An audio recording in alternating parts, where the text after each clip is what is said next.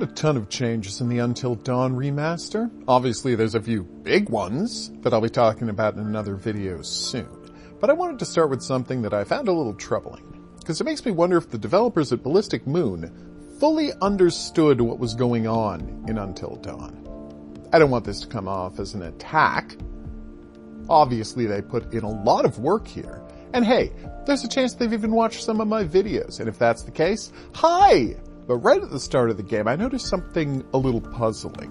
And I realized that what I was watching was an attempt to answer a question that already had an answer.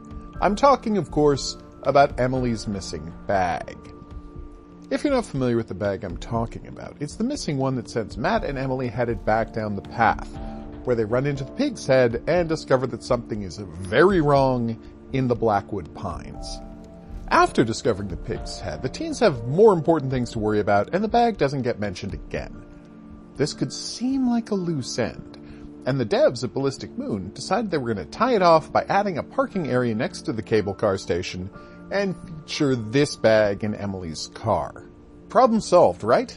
Actually, not so much, because this bag in no way fits the description of the missing bag.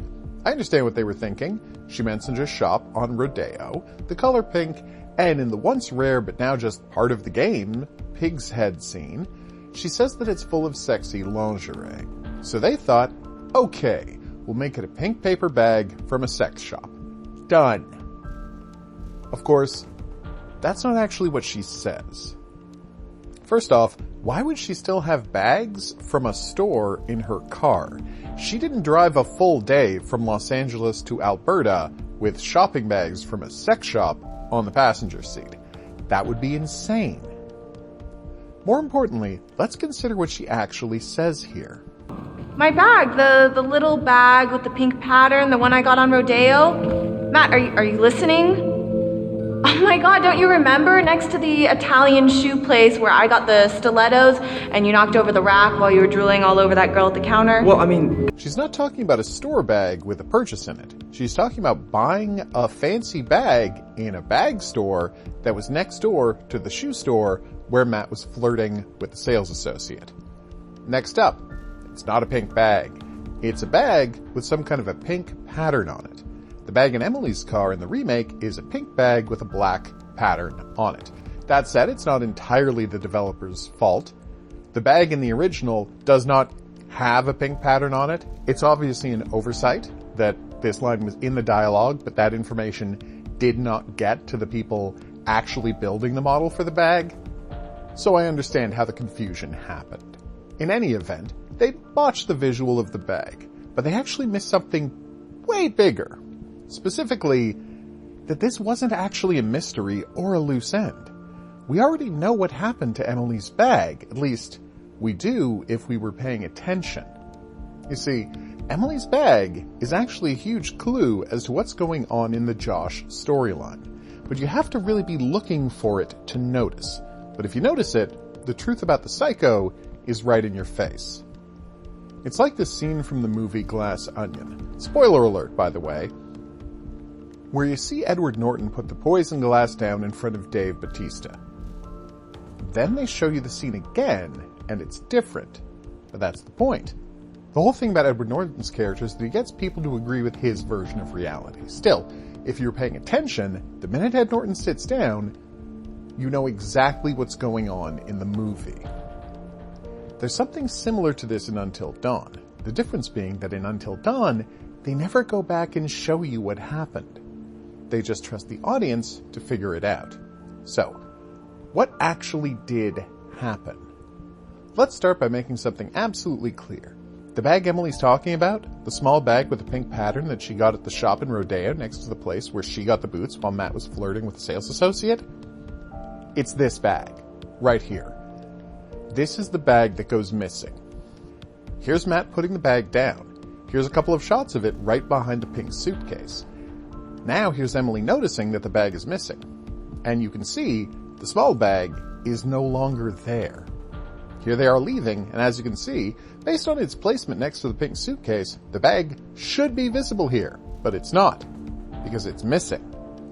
This is the bag they're looking for. So, what became of the bag? Well, we can figure that out based on Josh's plan. What does he need to happen when they're all at the lodge? For his plans to work, he needs to get Chris and Ashley alone with him. This is a 4-step process. Step 1, get Mike psyched about taking Jessica to the cabin. We see him mention that they'd already talked about it. Step 2, get Sam psyched about going off alone to take a bath. Step 3, get Chris and Ashley to play Ouija with him. Here he is talking up the spirit board. That leaves step 4. None of this works if Matt and Emily are around. So how was Josh going to get them out of the way? Did he just get lucky and Matt forgot a bag completely randomly? He doesn't have much of a plan if it didn't account for the presence of Matt and Emily. No, he had to get rid of them somehow, and the game shows you how he does it. As they all arrive at the cabin, we see the 2 bags in a bunch of shots. I'm not saying you can't miss them, but they're actually pretty prominently placed. The devs are clear to include a bunch of them as the scene starts. Then Josh says he's going to light a fire, and the couple start bickering. Suddenly, Josh is gone from next to the fire, and there's a full minute where we have no idea where he is. Then, just as suddenly, he's back at the fireplace, telling everyone to calm down, and sending people away. And what else happened during that gap? The second bag disappeared. That's right, Josh realized that everyone was focused on the fight, so he made his move, grabbed the bag, and stashed it away, assuming that looking for it would clear Matt and Emily out, which is exactly what happened. We can't say for sure that stealing the luggage was always his plan, or if he just took advantage of a situation and he had another backup plan, but this is what happened. You'd think this would be perfectly obvious. They spend time talking about the luggage earlier, and Matt only has 2 hands, both of which were occupied. How could there have ever been a third bag?